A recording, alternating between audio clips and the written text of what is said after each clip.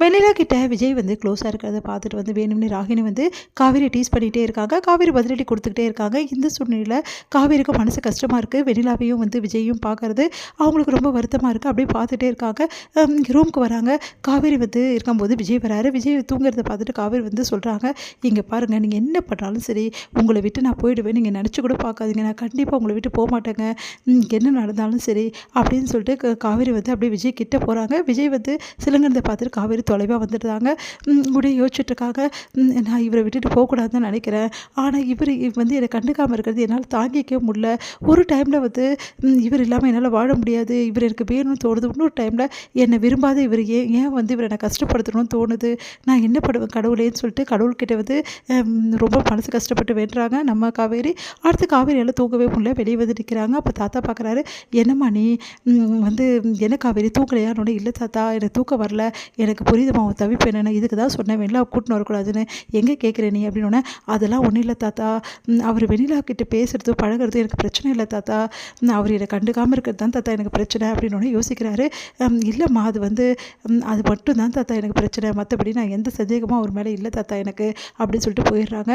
காவேரி வெளிப்படையாக ஒரு பிரச்சனையை சொல்லிட்டா, இதுக்கப்புறம் இப்படி இருக்கக்கூடாது, ஏதாவது ஒரு முடிவு பண்ணணும் அப்படின்னு சொல்லிட்டு தாத்தா யோசிக்கிறாரு.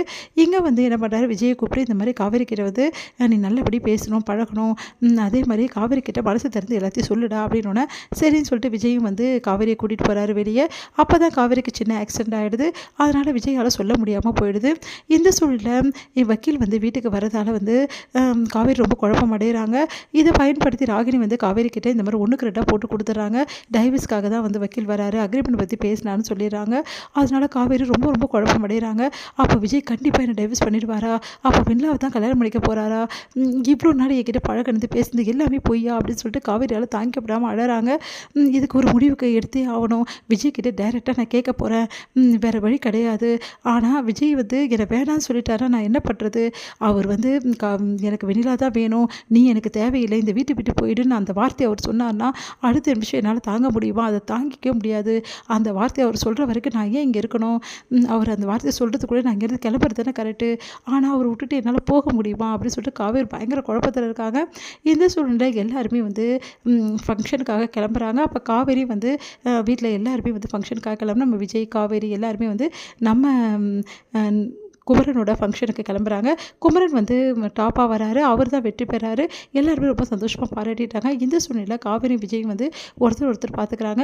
அப்போ விஜய் வந்து காவேரி பக்கத்தில் போயிட்டு உட்காந்துட்டு அப்படியே வந்து காவேரியோட கையை பிடிக்கிறாரு. அப்போ காவேரிக்கு ஒன்றுமே புரியல, என்ன காவேரி இந்த வந்து உங்கள் மாமாவுக்கு வந்து இந்த மாதிரி இருக்கணும், அவர் இந்த மாதிரி தான் வாழணும் தானே ஆசைப்பட்ட, இதே மாதிரி உங்கள் வீட்டில் இருக்க ஒவ்வொரு வந்து பிரச்சனையும் நம்ம தீர்க்கலாம் காவேரி, எல்லாருக்கும் நல்லது பண்ணலாம், நீ நினச்சதெல்லாம் நடக்கும், நீ நினச்ச விஷயங்கள் எல்லாமே வந்து உனக்கு நான் நடத்தி கொடுப்பேன் காவேரி அப்படின்னோடனே ஒன்றும் புரியாமல் காவேரி யோசிக்கிறாங்க, இவர் என்னை விட்டு பிரியணும்னு நினைக்கிறாரு, அப்புறம் நான் எனக்கு பட்ட ஆசை எல்லாத்தையும் நிறைவேற்றணும்னு நினைக்கிறாரு, எனக்கு ஒன்றுமே புரியல அப்படின்னு சொல்லிட்டு காவேரி யோசிக்கிறாங்க.